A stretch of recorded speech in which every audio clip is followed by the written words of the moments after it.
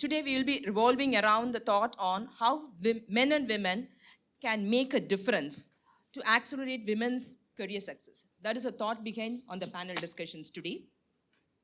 Before we get there, let me introduce the panelists one after the other.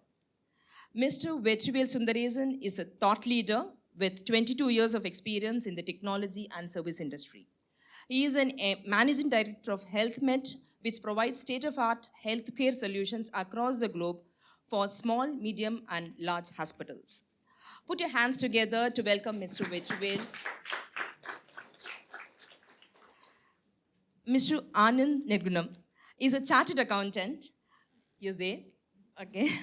Switched his domain completely into technology-driven product companies.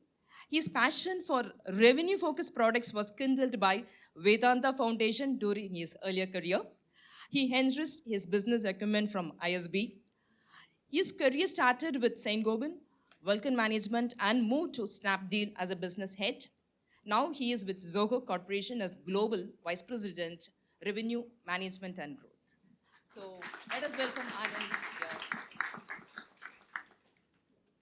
And last but not least, Ms. Kalpana Tatwati is a diversity and inclusion specialist, TEDx speaker, executive coach, founder of Parity Consulting. Her objective of Parity Consulting is to create 1 million inclusive champion. I was mentioned as a professional. She said no champions. She corrected me on that one. And she is very much convinced that inclusion is a key differentiator for leaders and businessmen in today's diverse world. She authentically believes, based on her experience in industry and an organization, to nurture and retain women talent at all levels and make workplace safer for them. So let us welcome Ms. Kalpana Tatwati for the panel. So with your permission anyways, Aisha said, again I'm just going to repeat it. Let me make this panel discussion little gamify. I just want to do that. So are you ready for that? Yeah, okay. For the benefit of everyone, to make it interactive, so the panel discussion I've structured in 5 categories. So at the end of each category, the audience would be allowed to ask few questions to the panelist. And we have a silent evaluator to pick the best question shot to the panelist under each category. Winners will get a surprise gift at the end of the session. Okay, so you won't tell them who's the silent. No, we won't tell them. so you have to be ready on under each category with the questions. Okay. So, and as she mentioned, maximum number of hashtags listed here will also win at the end of the sessions based on that silent evaluators' decisions. Okay. Without further delay, let me just go into that subject. So first one is career growth. That is a category which I've just taken for the discussions. So the question is to Kalpana. Women, as you know, very rarely outnumbered by men, so in the technology fields. So which is why networking and mentoring and advice for other women in the field are inevitable. It's valuable. We need it. So what is your say? Absolutely, and I think in the last 5-6 years especially, the opportunities to network and reach out to mentors has increased. For example, NASSCOM has got a mentoring program for women that is across all the organizations, and I know a lot of women benefited. And all these forums, the networks that are there are offering some form of mentoring or the other. Now, why is a network important, if that's what you're talking? And I think Sai Chitra talked a lot about it. Networks give you a couple of advantages. First, when I see, for example, I come out here and see so many women, it makes me feel much more stronger. That's the first thing, right? I mean, in any other context, wherever you go, you see barely 2 women or 1 woman. So it gives you a lot of that power in numbers, so to speak. Second, it's very motivating to see that there are so many of them who are there and who are doing such great work. And I mean, everybody has a lot of thoughts that we can learn from each other, right? So third, and I think this is very critical, this is where I do feel a lot of women lose out also, is that a network is an opportunity where you can give visibility to your competencies to influencers and decision makers. right? So when you network, you have the opportunity to go out there and people to see, hey, I'm capable of this. I have these competencies. So the opportunities that come to you are far higher, right? Yeah. Anand, this question is to you. So, how do you see this mentors? Do you see this networking and mentor is like the women and women should do it, or it should be just cross-functional as men also can take part of it. So, how do you see it? So, where we need to go to men and ask for mentor, where there is, how when we can just approach them.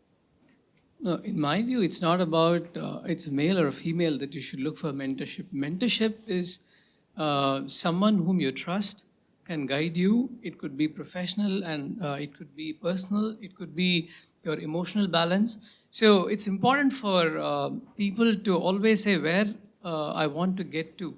Okay, the clarity on where I want to get to is the primary thing that all of us should be clear about. And then the mentor will automatically pop out of nowhere if you have the clarity. So the most important thing in my view is, are we clear about what we want to achieve, where we want to get to?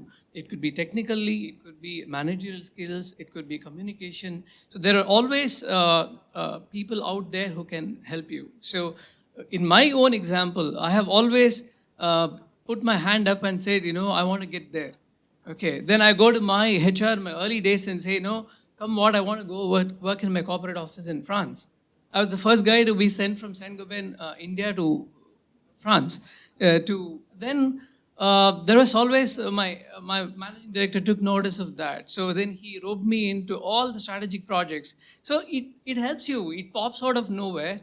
The important thing is it's male or female. It doesn't matter. It's not even sometimes the core technical skills that the other mentor has that should match with you.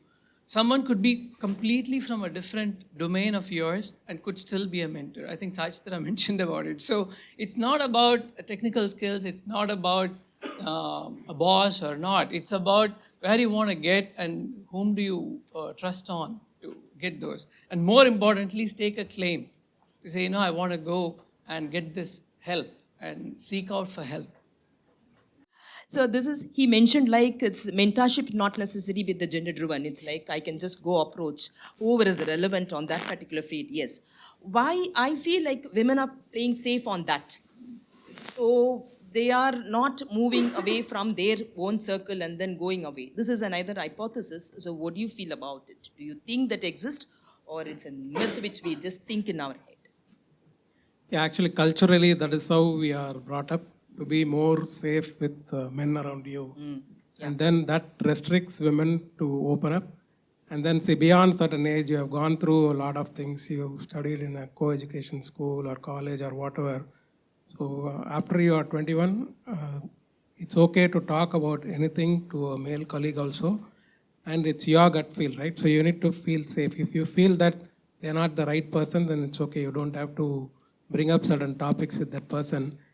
And the way the experiences you take personally, so you need to rely on that rather than just believing in what others say. If you see the newspaper, there'll be a lot of horror stories, and not every man you see are going to be the same, right?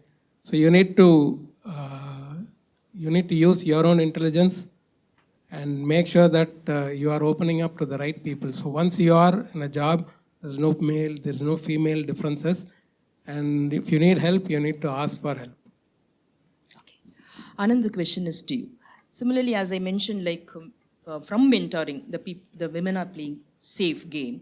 So similar to that, maybe that is inherited in their stuff. So they are not moving away. Even in the career growth, they are not aggressive enough. So that is reflecting in the career growth. Do you see that way? No, I think aggressive or assertive is the question. Aggressive is seen quite often in a negative sense. But I think women need to be more assertive. That's the way I see it. Like, I can tell you one example which happened in my team. We hired a marketing manager. She's senior enough. So she's been doing some fabulous work for us. And 6 months back, she came up to me and she said that, I think I could do a lot more than what I'm doing. Okay? And I think I would love to lead a team and I want that opportunity, right? So then I sat down with her and said, okay, what makes you believe in that? Because one thing about mentoring, I personally think is probing. Okay, if the person who, the mentee should probe themselves, the mentor should also probe to really know, are they clear about what they want. That she had a brilliant way to express herself. She said, look, this is how my week is spread out. Okay, out of this, let's at least 2 days I end up doing this kind of work, which I have trained my subordinate to do. And I think I can delegate this and release my bandwidth. And I actually can do more and more value added stuff. And I can also take this opportunity to build a team around me.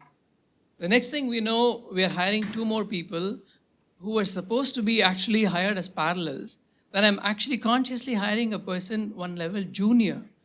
And then making this person of mine, her name is Poonam, to mentor these 2 people and groom them to go. Now, she feels so responsible. I see a huge change in the energy levels of this person. And it's about, if she doesn't come and express to me, how would I even know that what's going on? See, one thing is important that we think organizations have a responsibility to create that environment which builds the trust where people can open up. But the other thing is, people should open up. You know, in Snapdeal, we used to have 4 hours dedicated in our calendar every month for mentoring. Half of the time, the calendar was empty. Okay, sad, right? So you can only create so much, but people have to stand up and take advantage of. And that would require that you need to be more assertive, ambitious, and not so much aggressive, right? No, that's the way I see it. Kalpana, the question is to you. As he was mentioning, like the probing should happen to just the women to just come up and open up, either in career or mentoring stuff. So what do you say? What is your experience on that front? Because you've met so many women and so many workshops you've conducted. See, I think the question that you asked about, are women not aggressive enough about their careers?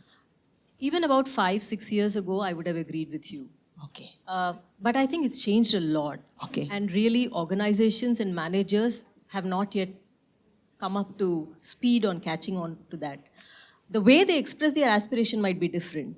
But if you look at, and this study was done, I think, more than 10 years ago in India, to the Center for Work-Life Policy, which did that study and found that Indian women express far more higher ambition levels than even across the world. It was That's 82% or something. And as I talk to women and as I coach women and train women, and I find that, the thing that they say is, listen, I've left a small baby at home and I've come here and I'm working. That means that I'm ambitious. That's true, Right? that's true. So I would invite organizations to really look at and see, are women not really ambitious? There might be other things that they need to look at.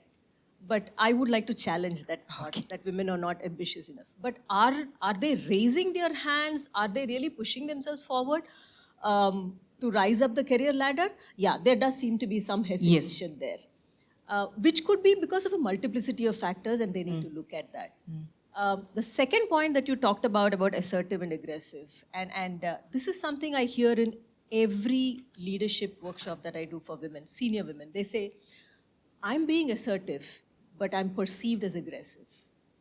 Yes. Now, this, I think, is a double bind that women face. And I really don't think it is about them being aggressive, because, and I've had this said to me many times, people who said, like once I remember I was telling somebody that, I would like to see parity growing there. And this gentleman said that, whoa, why are you so aggressive? And I said, no, I'm very passionate. So there are, and I keep coming back to this, and now even research is showing that, the latest McKinsey report, for example, has said that it's not the women that you have to set right, it's actually the system. Yes. The conscious and unconscious biases, and I'll talk more about the conscious biases later. The system really needs to enable women to succeed.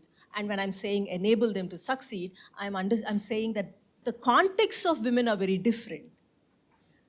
So not only the context, but also the behavioral competencies of women are different, like she was saying. And another study by McKinsey found they mapped 9 leadership competencies for the future.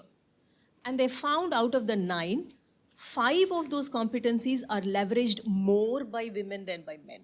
Oh, that's great. Right? So given all of these, I really think that it is the systems that need to get accustomed and to work around how do we really harness this talent pool that we have.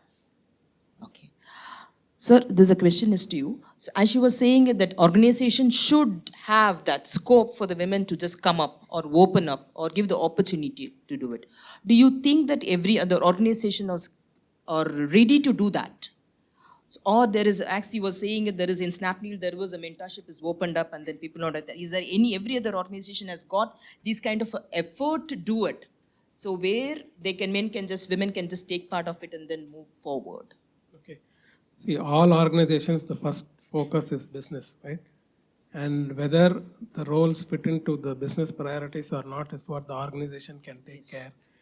And people who feel that I'll be the right fit for that role should come forward. Now there are a lot of initiatives in pushing women, trying to coach them and then try to explain them that everyone is going to spend 8 to 10 hours. If you are an entry-level programmer or a like top-level boss, so that is all the organization is going to require from you. So that message is not clearly driven because men tend to spend a lot of hours in the work.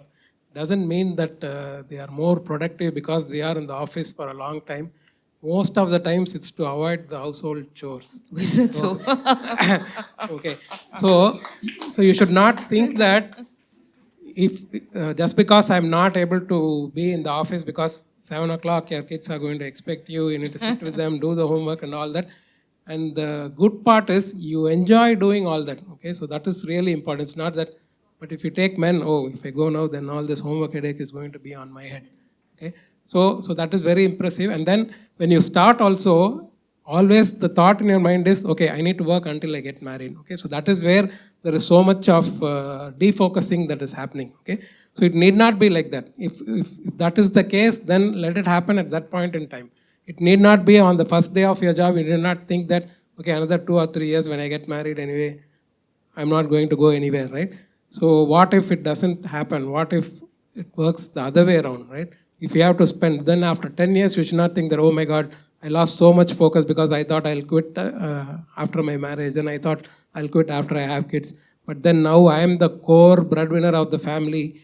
And if I only had this focus, then I would have been multiple places ahead in these 10 years. Okay, then trying to rework on all those priorities and then coming back to what you want to do. So that requires a lot of energy.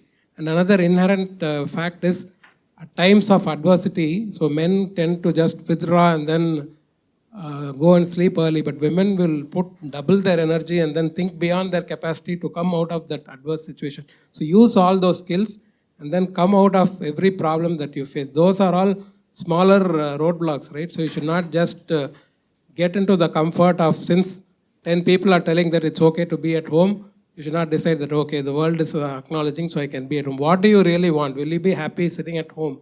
There are some women, and I really respect that is a very good thing because they choose to be at home and do the things that they like to do. So that is what should be your priority, not what the world is going to drive, what is the world is expecting. Or if you start working, okay, am I going to become the CEO? So why should I put so much effort? Okay, it will happen someday when you start thinking in that right way. And there's another, so she mentioned about her mother-in-law. A lot of people have bad experiences with mother-in-law, right? So what you carry along with you is what is important. So when she mentioned that, so that is getting registered. It's not that her mother-in-law is like a goddess for her, right? So she is only focusing on the things where people are helping her and she's aligning with her goals and seeing people as helping when moving forward. So it's all in your thoughts. Okay, so how you see others. Now the question is to the audience. So any questions on career growth to the panelist? My question is to Kalpana. She was saying that assertiveness is often perceived or looked like aggressiveness in case of women. So what do you think organization should do? Or what measures organization should take and what even a woman should feel like in case if she is in that way, like if she is perceived in that sense, what should she do so that she doesn't take that? You know, I'll quote what one very senior woman leader who sits on the boards of companies, who told me this, you know, when I was asked to coach her. And the first session I went, she said, don't coach me, coach the others, all the other men. to understand that the way I lead is very different. It's really necessary for us to do that training because for a lot of people, men and women, and I've heard women also say this, oh, she's so aggressive. For all of us, the stereotype that we have of a woman is someone who's nice, who's sweet, who talks very, very, interpersonally smooth. But when you're driving a team, when you're really leading people, that doesn't work. You need to combine both styles, right? You have to be soft and you also have to be tough. So the training really has to be for the others in the system. And when I say training, it need not be just sitting down and telling them, hey, learn to do this, but a sharing of experiences. Like in some organizations, we've done this where we've brought the entire team together and we said, what are some challenges that you see? What are some advantages that you see of both the genders working together? And this conversation came up and the men were really taken aback, right? So this is a challenge that there are lesser women and lesser women in leadership. As it keeps changing, it'll change. But for the woman herself who gets this feedback, I would say, just develop a buffalo skin. And keep going. Yeah, aggression and arrogance, there's a difference, right? So it's okay to be aggressive, irrespective of what others think of you. So the question is the other way around. Do all men are career driven? Or as you said, some women have take a choice of being at home and doing other things. So if the choice is given to a man, so would he prefer to be at home and do other things? Because all the men, they come to work. Because no man would give me a truthful answer. So how do we see that? Because if, as a woman, as he said, we all sit in the same row, do the same job. Suddenly, I am the one who wants to, go to the next level and decides that I can mentor two persons or go to a higher position. So there is suddenly a kind of fear that, comes to all the men. Oh, she was sitting next to me and now she is going to go to the next level. How do I handle it? So as she said, so there are two questions split in this sentence. So as she said, I don't need the coaching. The other persons need that coaching. So how do we see this? So if all these men are in this working profession for a long time, so do they need to fear that, and how do we handle it? No, I think it's important for women to understand it doesn't matter what the male colleague or female colleague thinks about your ambition. If you're ambitious enough, raise the bar.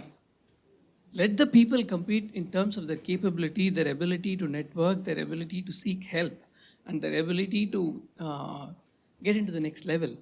If people are going to say, I need to be there ahead of someone else, not in terms of merit and your real urge to succeed, but because of something else, it could be gender or anything, you should just ignore. You should learn to say, I'm here on merit. I am not here on anything else. And that makes a big difference. But I can tell you, being a male myself, mid-career blues, career insecurities, all of this are common for everybody at all levels. I have been a hardcore professional. I've gone to all these great B schools and this and that. All of us discuss even today after 10 years of coming out of B schools because your ambitions keep changing. You are never satisfied with where you are. So you should use that positively to say, can I push myself from here on to see, can I move to the next level? Where do I skill myself? Where do I network? Where do I seek opportunities? And put my hand up. So don't look at, like I was telling in the informal chat we were having, if you are looking forward and running towards your goal, you don't see left or right Usain Bolt, probably when he's finishing the race, he's so great that he can look around and smile. Not all of us are Usain Bolt, right? So you need to be conscious about what you're running towards and run like mad. Don't bother about what someone else is going to say. That's true for everybody. That's true for women also. That's the way I see it. Part of your question where you said, is career different for men? The fact today is that society is set up men to succeed in careers or even think of careers first as primary and as personal life as secondary. And I have spoken to women who are CEOs, and that guilt thing that you were talking about, that is very real. They've taken a test and they have found that I still score that personal life is secondary for me, right? So it is a fact, but you can change that. And I think it begins with us, each one of us, because the larger change, because this thing of careers for men and personal life for women is limiting for both. It is limiting for both. It's not fair to tell a man, you are the breadwinner, so you just go there and do that. Don't take care of the children or enjoy that, right? The way to change it really is, I think, when you're bringing up your children, number one. How are you bringing them up? I've taught my son to cook. He's a fantastic cook. And I've taught him there's nothing wrong in being caring. I've taught my daughter that careers is totally important. Second thing is for your own life, and your children see that.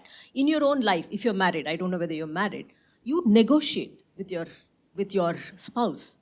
Career is as important for me. And at the same time, personal life should be equally important for you also. Right? So individual level, that's what you have to do. Societal level, as each of us keeps making those changes, keep our fingers crossed. One more question, the last one for this time. Thank you. My question is more specifically to Anand, and Kalpana, please feel free to chip in from your thoughts or views on this. I wanted to know, when you mentioned in your organization, you have mentorship programs, women are not coming forward. From where I see specifically when we see advancing women in product, the word product right now is resonating with what you provided to the women over there. It was a service or an opportunity or a system being provided. And the women in your organization, to me, look like customers who are not willing to take the service or a product. So I would say, from your organization, would you look at it like from a perspective, I'm not providing maybe the right things, knowing the right pain point, or maybe the perception or perspective, or they might be very, assertive, not aggressive, but it might not be coming across the perceptions. All these are something that's masking over most organizations and systems as it is. They're saying we are providing these opportunities to women. They are not coming forward. But maybe that's the whole gap that's being missed out, because you're not totally understanding your women or the customers over there and then providing the right solutions to them. And if that is the case, Kalpana, from your perspective on all your research and organizations with them, what would you say all these companies should adopt? What would be the different policies or different systems they should go for and start looking for these customers or these women? When I say customers, I mean the women, being them part of it. So I'm just trying to look at this whole system and the service being provided as a product. Now, if it's not being used by someone, it's actually a failed product. Now we have to make it a success. How do we go about thinking about it? It's a very good question. Just to clarify that 4 hours of mentorship was open for all, not women or men. So all equally failed, okay? So the question is, yes, we actually reflected upon this, and there were instances where people benefited out of it. We made a case study out of them. We wrote our internal communications on who came forward and what has been their experience and all of that. But the real question is, are we ambitious enough? That's what we need to really see. I mean, I want to always say, definitely the system should be there, the environment should be there. That's one part of it. There is no denial of that, and it should do more. The question is, if I were you, I will always ask this question, am I pushing myself hard enough? Am I using the opportunities more? That's also something. So we did introspect a lot on this, and then we created a separate sessions where we, for example, anonymized a chat forum, and people can come in as anonymous participants in that and ask questions. That increased our participation level, but we can't mentor anonymously, right? So it has to be, that's where I'm saying, definitely that program didn't succeed in that avatar, but we were always working on creating opportunities, and it's more important for all the beneficiaries to take advantage of and come forward. I think that's very well said. Really, are we taking, it's a question that I want to leave with each one of us. Are we really taking advantage of all the opportunities that are being given to us? But having said that, I'll just take one example, like how he took mentoring. I'll talk about flexi work, okay? And flexible work policies, now most organizations at this rung have got that in place, okay? But when we research and we find out, people are not using it.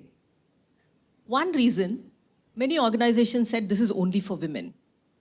Now, the moment you say that, obviously ambitious women are not going to use it, right? Second, flexi policy was also seen as something that people who are not interested in careers who are going to use it. So the really, the leadership team, they were not using it. And therefore, people did not really, who are wanting to grow in their careers, were not using it. And when organizations really went in and found that this is the reason, some of them who have been brave have changed that. And they've said, the leadership is going to now show that flexi is something I'm also going to use. Or even what Vetrivel said about timings, right? We say that it is okay for everybody to leave, but the top leadership is putting in 18 hours a day or 16 hours a day. And we did this with one organization where they said the entire leadership team, they put the picture there, and they said all of them work 17 hours a day. If they are working like that, then women, and it is a reality today, See, I always say for women, it's not work-life balance, it's work-work balance. It's a reality for every woman that I have to finish work here, I have to go back and work.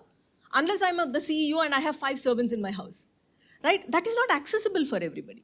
So therefore, I think it's necessary to understand that for them to use and to work those 18 hours is going to be difficult, and therefore they're going to step off, and therefore they're not going to raise their hand. So a couple of organizations, very few of them, actually said, I will make sure my leadership team leaves at 5 in the evening to set that example that it is important. Because like one lady once told me in a forum like this, she just asked the CEO, she said, how many of your male employees go back at 5 o'clock? Because if women have to come into workplaces, men have to come into the homes and kitchens. That's what he was saying. Right? So it's actually a very tough problem. And at each individual level, I would say negotiate. That's why we have a negotiation skills workshop in the afternoon. Negotiate with your stakeholders and say, like you were saying, this is important. I want to attend this networking event. I want to work. I want to raise my hand for this role. Push for it individually. It's a tough one, but I think still doable. I'll move on to the next one. As we said, like women are good, women are good, not negotiators. Are women a good leader? The question is, I will just say the fact, like there are only 25 women CEOs in the Fortune 500. On many occasions, successors are always men. So, what is your say on it? Are the women a good leader? No, this question reminds me of what Christine Lagarde of IMF said.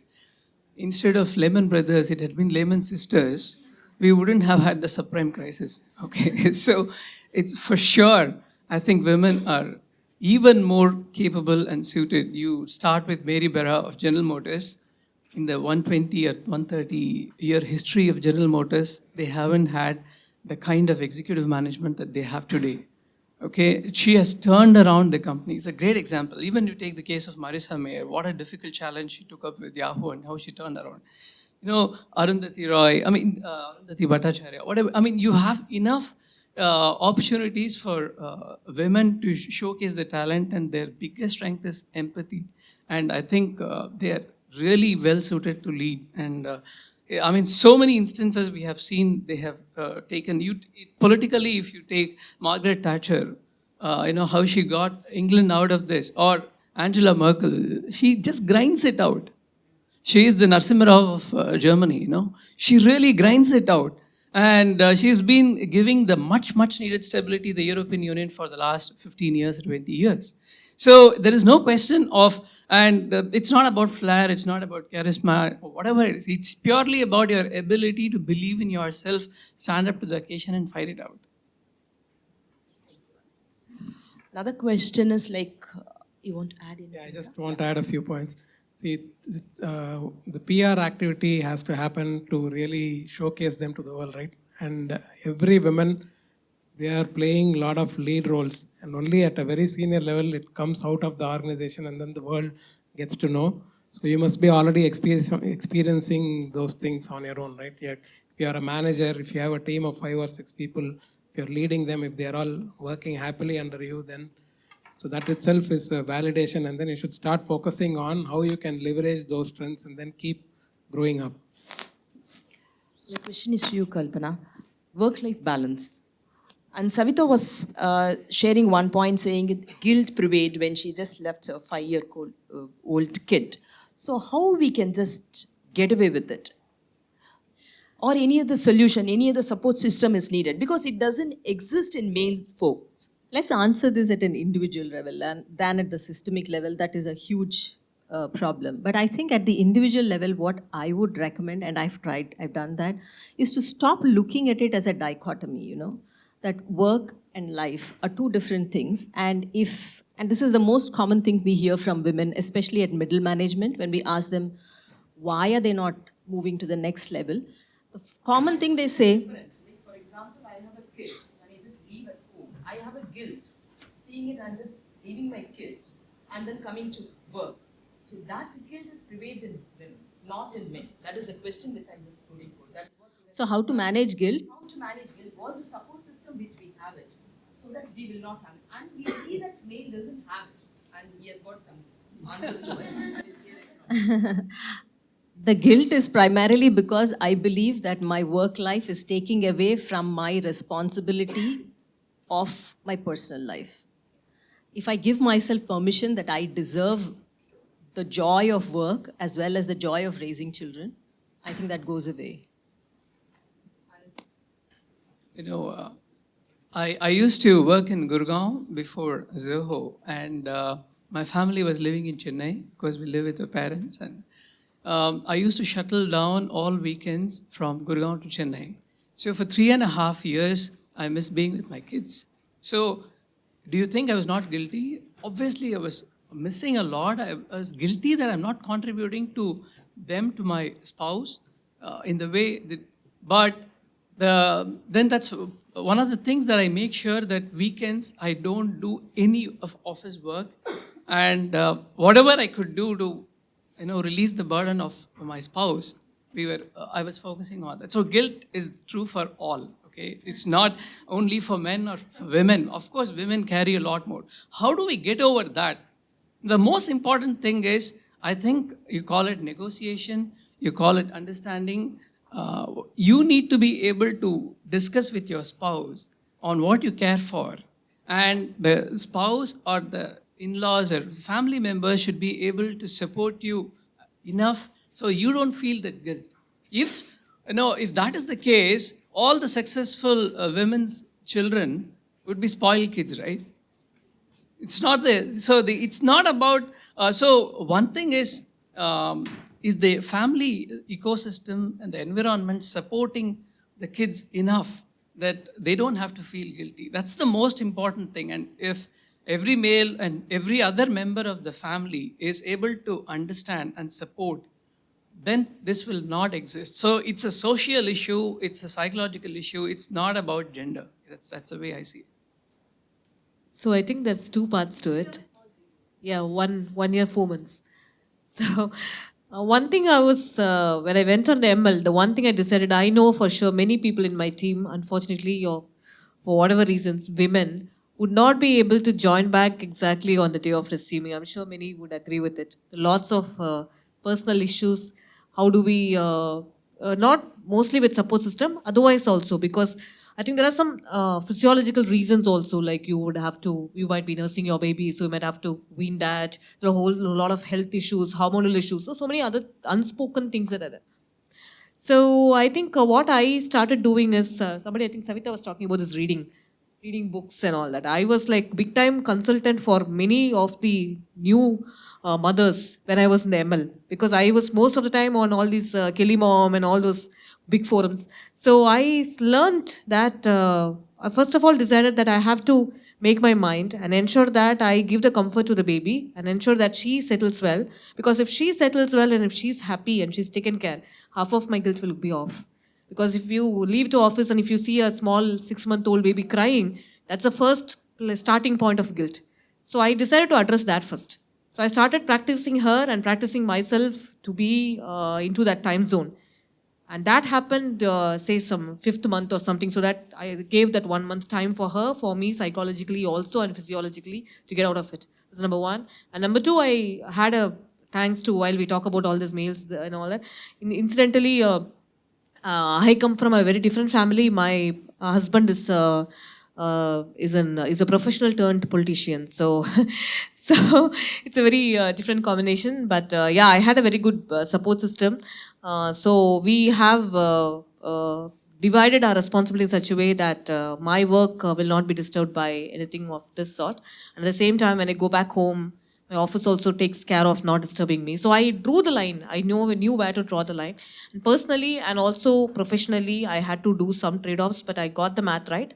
And by doing this kind of planning, I would say that the guilt was almost nil when I joined back. And I joined back exactly on the day of the 6th month completion.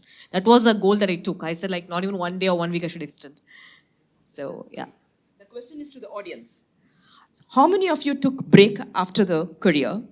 And then how did you manage? What motivated to come back to work? Yes, I took a break actually, not only the 6 months maternity leave provided by the organization. I took a year, I quit PayPal because of my health issues, and there was no one else to take care of my baby. My mother is also working. I don't have a mother-in-law. I don't want my 6-year-old to live in a creche as well. So at that point of time, my kid was my priority. So I quit, but after a year, after 6 months maternity leave and after 6 months of time, I again grabbed the opportunity of joining PayPal as a designer.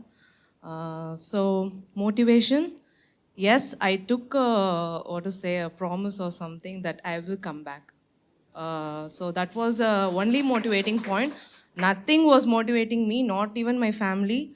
But they are good people because my mom, my grandmom, all are working people. My grandmother was working in telephones for 30 years or something, and she retired. My mom is still working. She has still 10 more years to complete her service. So they are all working women. My mother was also left with someone else care when my grandmother went. So I was left with someone's care when mother went to office. So, but to me, now the situation has changed a little bit. Lot of work, responsibilities that we need to keep. Not government job. We need to just 9 to 5 sit, focus something, and we can come back. The journey is also a little bit difficult to come and go back. All these points were considered. So I took a break, and only thing motivated is me that I want to come back. I want to do what I wanted to do. So I picked up where I left. So that's it. I want to add up another question to it. See, there is one hypothesis is there. Women have a fear of coming back after the work break. Why? Because how can it just cope up? Because I've begun 1 year or so. The technology has moved up. How can it just cope up? That is why your questions, right? So do you have any answers to which anyone want to address that? Hey, I have a perspective to Yeah, add to the please. previous Add one. it. So I've never really taken a break. I've been working for 14 years now. But every now and then, every 2 years or any difficult moments at home, I'll be caught in a battle of should I quit because I'm not doing justice as anything, or should I continue to work, right? And the singular thought or motivation that keeps coming to me is right from school till LKG, till 12th, till undergrad and postgrad, I've put in equal efforts in studying, having dreams and aspirations, and to make it big in the outside world, right? I don't want to forego of that spirit. So that's been my biggest inward motivation to keep me thinking, hey, this could be managed. Let's think about workarounds and let's always figure out a way. But I did equal to what my husband did, and I want to be doing it further. And I want my daughter to learn it and my son to appreciate supporting a woman in his life to do. So that's been my... Thank you, Amy. So I have two kids.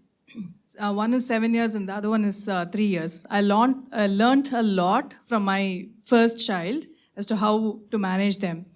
And with the second child, when I had this maternity break of 6 months, when I was thinking about going back to the IT, where I used to work for Infosys before, and then I had run a startup.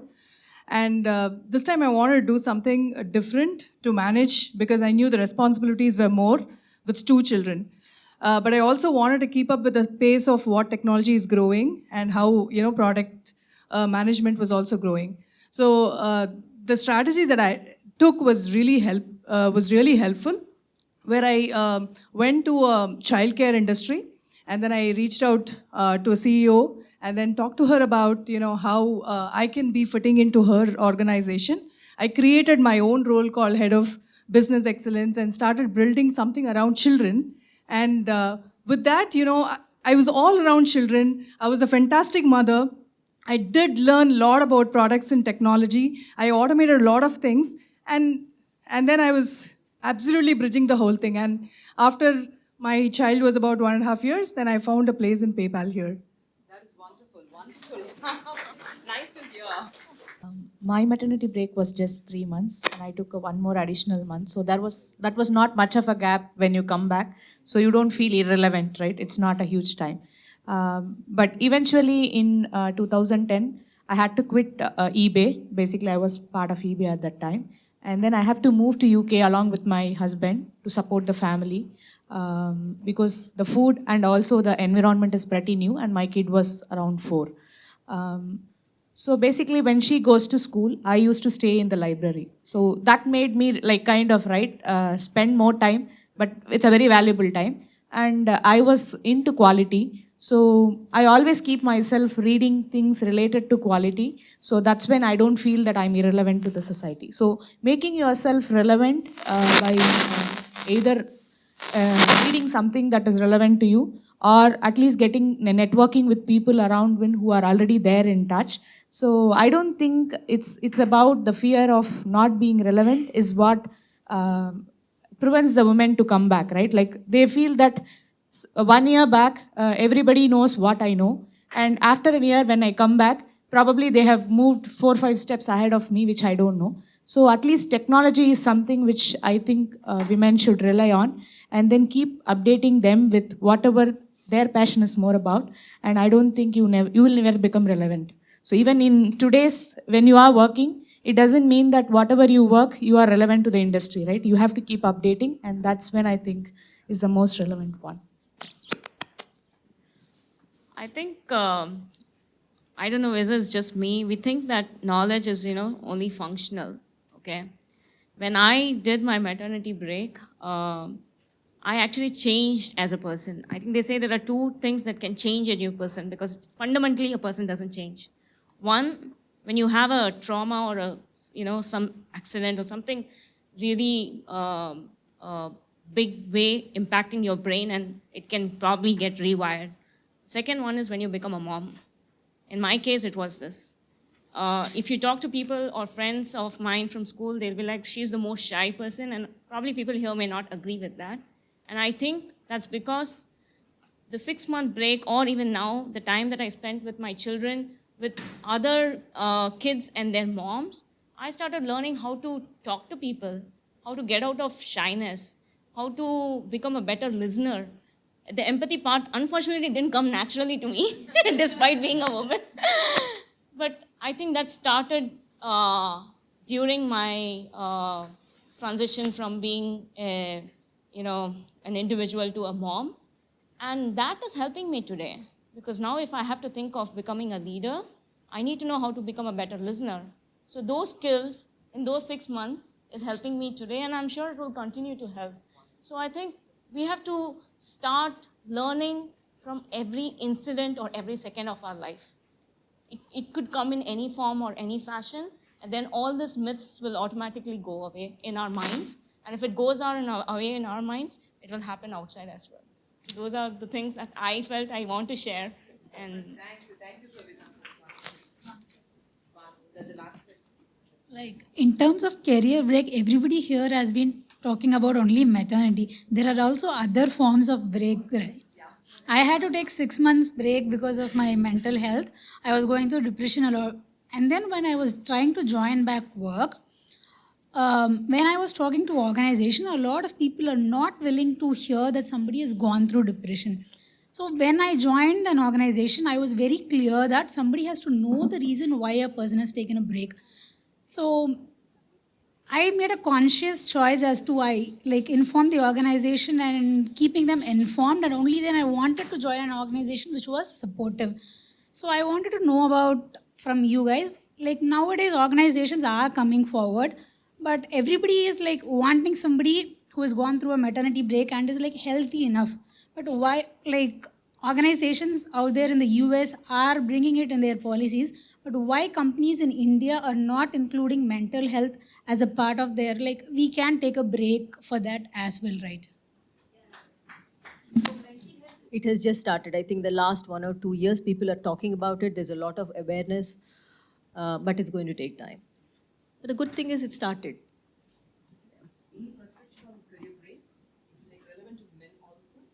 Yeah, I mean, a lot of us want to do, someone wants to do photography, someone wants to do travel, someone wants to learn karate, whatever. So definitely, the way I have seen, I have personally not done really long breaks, but for example, I took a 1-year break to go to ISB after 10 years. So I used to joke I'm the grandfather of the batch, you know. So when I came back, obviously, Sengoben, that was my organization, we are going through a crisis globally because of the global depression in 2009. What a time to pass out, you know. So, but now the question was it disturbing to realize that you go in with a dream, you come out, the world has changed.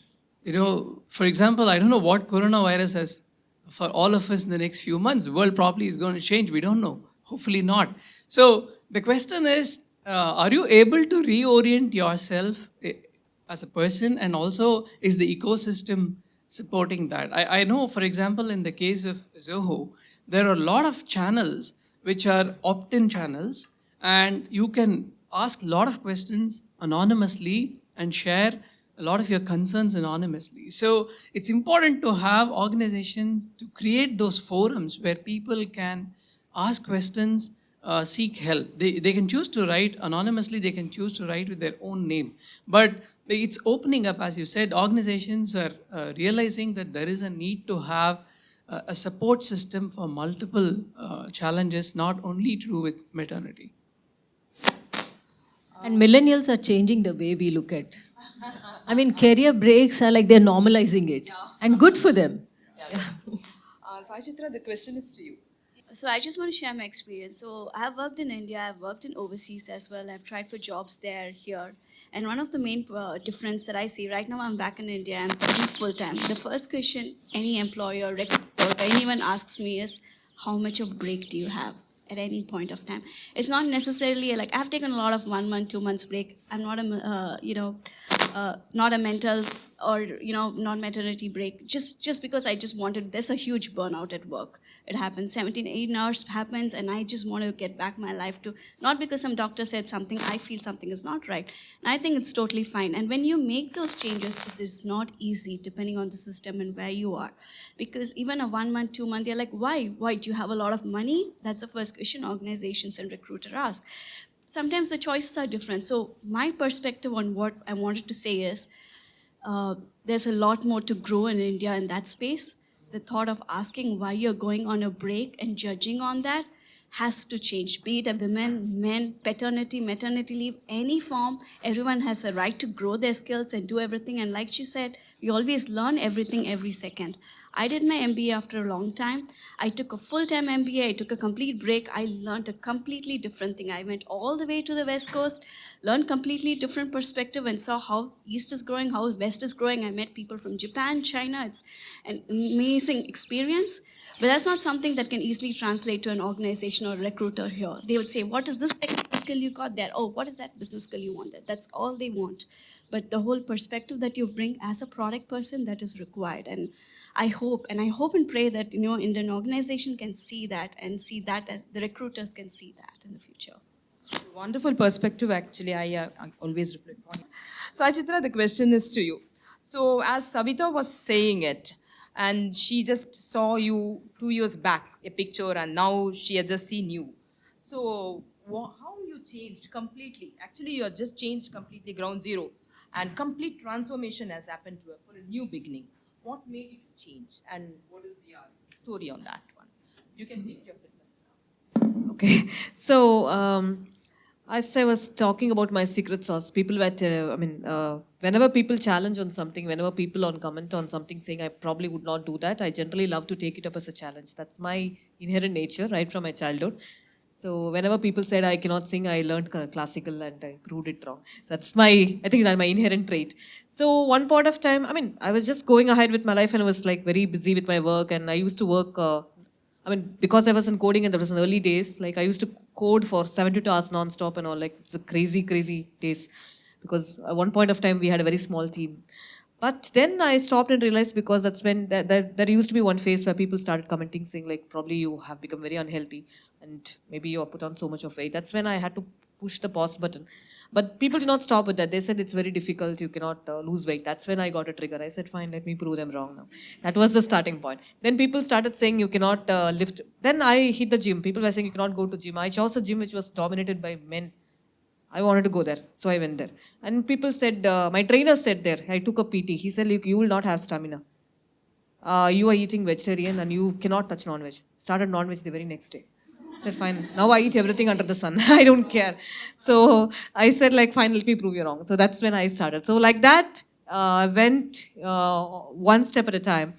And I told about this 22 kgs lost. But then at one point of time, I was running a WhatsApp group for dieting. And we were close to some 70, 80 people. And we lost over a few months. I think we lost close to 100 kgs as a group. So that was like, and not just that, I think we helped a lot of people to come out of obesity and BP issues, sugar, diabetes especially, lots of young people. So I'm very glad that that happened, and that actually made me a stronger person mentally also. Now I know for sure that whoever comes in challenges, I know for sure I have the perseverance and I can fight it back. So I would definitely urge us to always take it up as challenge. When people come and challenge you something, challenge them back. Just go for it. I'm seeing already one person who's nodding her head. I hope there is some brilliant experience that she's reserving to share with us. Thanks, Jayashree. Thank you, Sai Chitra. Now I'm moving to the next topic, overcome the inhibitions. So I always feel that it's difficult for females, a lot of inhibition which we have. One of the example we can just say that is how to ask for a rise in a salary. So everybody are laughing. So then they are accepting it. I'm not getting into the equal pay debate. So forget about it. I'm not putting there.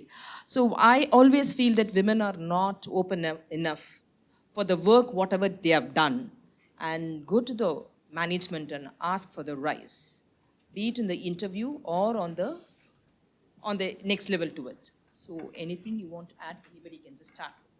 I'd rather keep this question for the afternoon, because the whole afternoon is going to be about that. Yeah, I just for the benefit of anybody, you can answer. Yeah, I'll go first. So this is not specifically for women, right? So again, it's a cultural thing. What we believe is more than we asking, if they give on their own, it would be a little better, right? Because you don't know what to ask and how much to ask. Okay. See, I would like to differ with her, because the inhibition factor, it is much more in men than in women, right? Even when your husband is driving, you're sitting next to it, when they are searching for a place, she'll just say, why don't you just ask someone? And they're like, no, I know, I can figure it out. I've been here, I'll try to do that on my own, right? Okay, so that is the level of inhibitions. And salary negotiations, that is an art. It's not just a man-woman thing. And you should feel really, really good about what you're doing. Okay? And most of the times what happens is women are very good in education, higher marks come naturally to you, and then top ranks come naturally. So always you feel that, oh, I didn't really do what I'm supposed to do in this role. Maybe I should have done more. So you're constantly in that feeling. So you should just compare yourself as a business skill. So are you doing what the organization wants you to do, or are you doing more than what the organization wants you to do? And then do an introspection and get yourself ready to have that conversation and where you want to go. So based on that, you should ask. And then there should be absolutely no fear. What if they just throw me out of the job, right? Nobody is going to throw you out of the job just because you're asking for some extra bucks. So those are the things you should practice and you try, you get thrown, and then it happens 2 times, and you get used to it, and then you'll be ready for it. You'll be looking forward to get thrown the next time, right? You will become an entrepreneur. Yeah, most likely, yeah. Anand, do you want to add upon on that? No, see, in my view, it's whenever you're asking for a raise, the question is, are you asking for a raise because you are delivering more and you are shaping up yourself to take up higher responsibilities, or you're asking for an inflation adjustment, right? So the question is, if it's a negotiation not backed by facts, and if it's a negotiation not backed by your conviction that you can deliver more and you have indeed delivered more. So how convincing you are in putting up your case matters a lot more. So the important thing is, instead of, it's a very, very tough conversation to have for everybody, as Trivell said. But what I can give as some of the tips could be that you need to calm yourself down and don't get into an anxiety mode. Make it into a logical conversation. If it's a logical conversation which said, hey, I was here 1 year back, this is where I have moved on. This is how much I have added in terms of value to the organization, and I think I can do more. So it's always a function of what you bring to the organization versus what you get. And therefore, it's not about negotiation, it's about facts. And the less we get emotional about it and get logical about it, the better it is. So that's the way I think. But of course, it's not always black and white.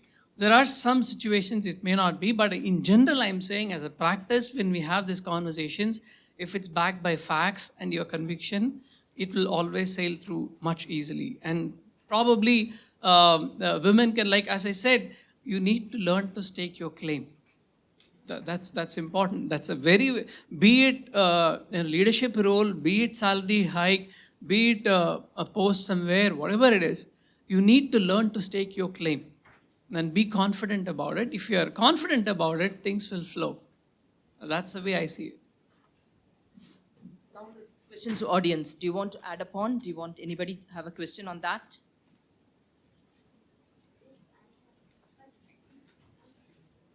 So my question is about not asking the salary hike or something. So in my career, in my 8 years of career, I have only male managers or supervisors to me.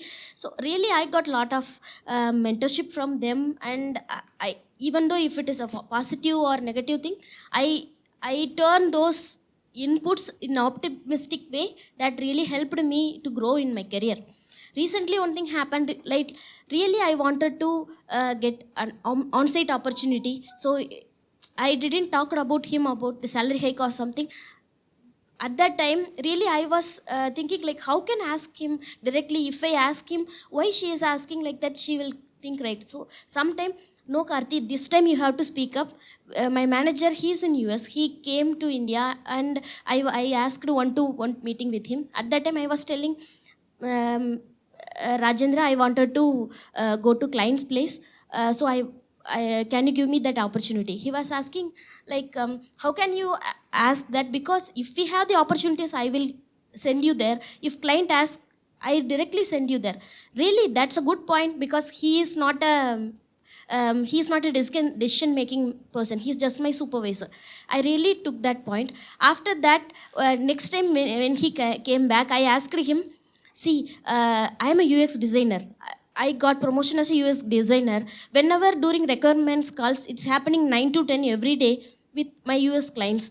At that time, really, it's tough time, I know. But I'm managing time. I don't have any concern about time. But still, my question is like, if I sit next to my UX designer, with my business analyst who is giving requirements to me, it's really helpful to design the UX.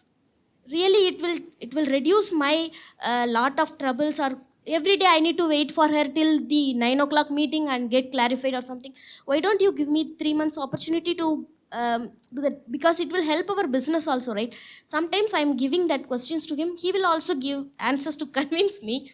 But is this real good thing for my career? I wanted to know. How can I put those questions, or how I need to take it forward?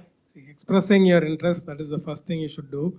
And you want to do it, right? Why do you want someone to justify? Now, generally what happens is you ask 10 friends, then 5 of them tell, okay, go for it. 5 will tell, oh, why do you want to screw this up? Just remain quiet, okay? So when you believe it has to happen, you have to go, ask questions, have this discussion. And how do you really convince that sitting next to your business person is the right way to do things, right? Mostly where business happens is where there is abundance of knowledge. Okay, so when you are there, what you sit here and learn over a period of 2 years, that can happen in a matter of 2 weeks. Okay, so those are the things you should bring up, and you should first strongly believe in that. It's not just in your mind. If you think that, oh, I just want to see US, so I want to go, then you can't really convince your boss that that is the right thing to do.